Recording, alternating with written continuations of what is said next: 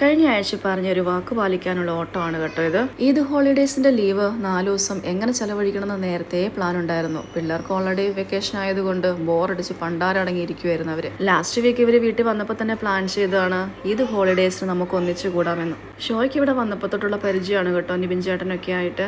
എന്നാലും ഞങ്ങളിവിടെ അങ്ങോട്ടും ഇങ്ങോട്ടും പോകാൻ തുടങ്ങിയിട്ട് കുറച്ച് നാളെ ആയുള്ളൂ. ഇപ്പൊ പ്രത്യേകിച്ച് പിള്ളേർക്ക് വെറുതെ ഇങ്ങനെ വീട്ടിലിരിക്കുമ്പോൾ ഭയങ്കര ബോറിംഗ് ആണ്. അവരെ പറഞ്ഞിട്ടും കാര്യമില്ല കേട്ടോ. എത്ര സമയം എന്ന് വെച്ചാണ് ഈ ഫോണും TV ഒക്കെ കണ്ടിരിക്കുക. എന്റെ റമദാൻ ഡ്യൂട്ടി കാരണം ആകെ എല്ലാം കുഴഞ്ഞു മറിഞ്ഞു കിടക്കുകയായിരുന്നു. ഇനിയിപ്പോ നെക്സ്റ്റ് വീക്ക് തൊട്ട് എല്ലാം പഴയതുപോലെ തന്നെ. ഞങ്ങൾ വരുന്നത് പ്രമാണിച്ച് നിബിൻ ചേട്ടനൊക്കെ നല്ല അടിപൊളി ഫുഡൊക്കെ ഉണ്ടാക്കി വെച്ചിട്ടുണ്ടായിരുന്നു കേട്ടോ. ഞങ്ങൾ മാത്രമല്ല അവരുടെ കസിൻസും ഉണ്ടായിരുന്നു. ഇന്നത്തെ പോലെ ടോയ്സ് എല്ലാം വെച്ച് കളിക്കാൻ തുടങ്ങിയപ്പോൾ ഞങ്ങൾ ഓർത്തങ്ങ് ഫുഡ് കഴിച്ചേക്കാന്ന്. ഇല്ലെങ്കിൽ പിന്നെ ഈ അപ്പൂസിനൊക്കെ വാരി കൊടുക്കണം. അത് കഴിയുമ്പോഴേക്കും നമ്മുടെ വിശപ്പും പോകും, തിന്നാനുള്ള ഒരു മൂടും പോകും. വന്നപാടെ ജ്യൂസും പായസവും ഒക്കെ കഴിച്ചതുകൊണ്ട് അവർമാർക്ക് വിശക്കുന്നൊന്നുമില്ല. അപ്പൊ കുറച്ച് കളിയൊക്കെ കഴിഞ്ഞ് കഴിയുമ്പോൾ നന്നായിട്ട് വിശക്കും, നന്നായിട്ട് ഫുഡ് കഴിക്കാനും പറ്റും. അപ്പൊ പിന്നെ ഞങ്ങളങ്ങ് കഴിച്ചു. ഇതൊരു വെറൈറ്റി ബിരിയാണി ആയിരുന്നു കേട്ടോ.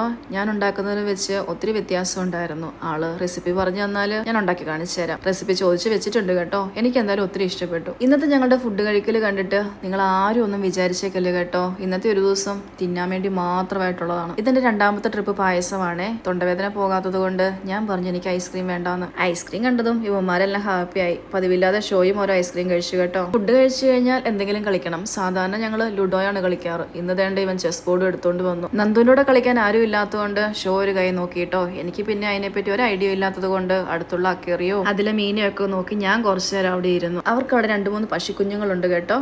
ഒരു പശിയാണെങ്കിൽ മുട്ടയിട്ടിട്ട് അതിനടയിരിക്കുന്നത് കൊണ്ട് എന്ത് രസമാണെന്നറിയോ കാണാനായിട്ട്. കുറെ സമയം നോക്കിയിരുന്നു, അത് മാറിപ്പോയൊന്നുമില്ല. ഷോയും നന്ദുവും മത്സരത്തിന്റെ മൂർധന്യാവസ്ഥയിൽ നിൽക്കുമ്പോൾ അപ്പൂസ് ഇവിടുന്ന് പല സാധനങ്ങളും അടിച്ചു മാറ്റിക്കൊണ്ട് പോകുന്നതായി കാണുന്നുണ്ട്. എവരോണാണെ മാക്സിമം ട്രൈ ചെയ്യുന്നതുകൊണ്ട് ഇതെങ്ങനെയും ഒന്ന് മനസ്സിലാക്കിയെടുക്കാൻ. ഞാൻ പിന്നെ ആ ഭാഗത്തേക്ക് നോക്കുന്നേ ഇല്ല. എനിക്ക് ഒരു ഐഡിയ ഇല്ല. ഇത് ഞങ്ങളുടെ അമ്മൂസാണ് കേട്ടോ.